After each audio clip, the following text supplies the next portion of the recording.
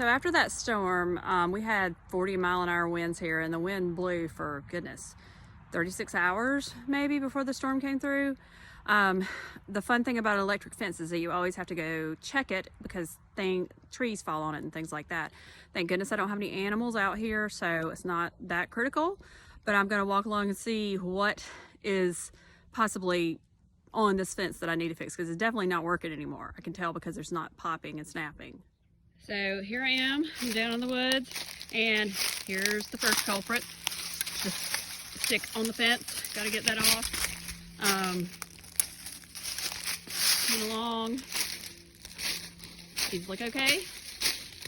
Electric fencing, especially if you don't have big animals like cows in it, can be very rickety and still work. This kind of level of electric fencing kept in my pigs just fine. They knew where the boundaries were, and you know, nothing's going to keep a deer totally out, like nothing like this is, but this is easy to do and was free because I already had everything. So come along the fence line here and see what else we have. Oh yeah, so here's dead tree limb that fell, and so if you, when it gets grounded out like this, it no longer, electricity no longer goes through the line, and that's why it's not working. Well, one reason it's not working. Another reason it's not working is because of my other rickety connection over here, which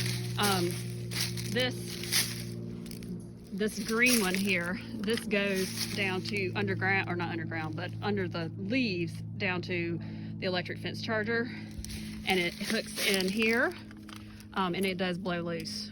Anything will blow loose when you have that kind of wind. So now it's hooked back up.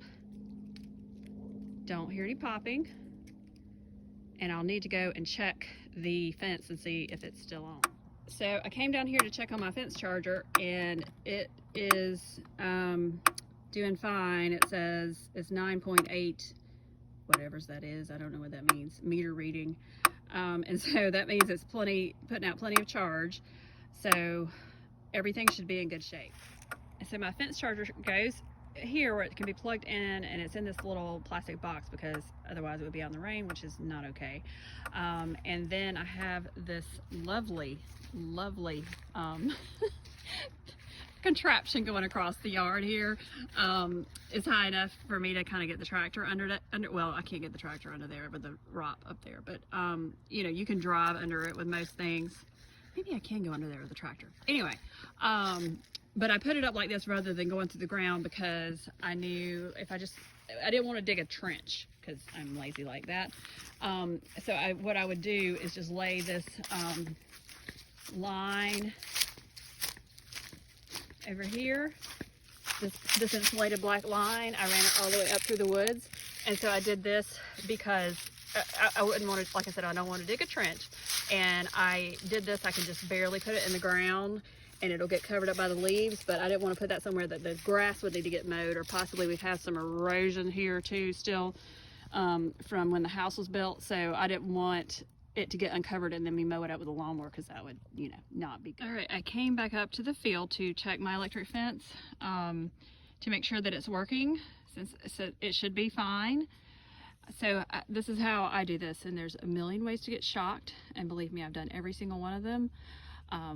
Even touching one of my pigs one time, and they like stepped onto the fence, or I stepped onto the fence and I was touching the fence. I'm not sure how it worked out, but somehow both of us got shocked at the same time. It was quite comical because the pig ran away and I screamed, and you know, it was a whole hilarious mess.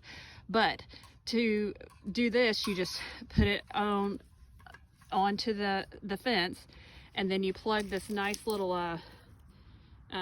whatever this thing's called. This is I am not very technical about this stuff, but you plug this metal thing in the ground and don't touch it, because it grounds the thing, it grounds it out somehow.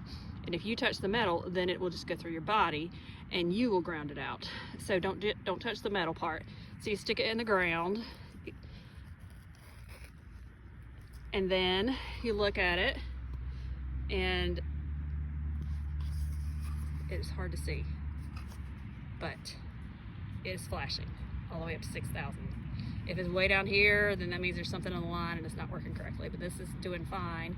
If you get popped by this fence, it's 7,000 volts. I don't know how that works. You know, you're not going to be injured. It will be painful. You will not like it, but it will not injure you. I've been touched this fence a million times and I've lived to tell the tale. Sometimes it feels like your heart sort of stops for a second or two, but you know, no permanent damage.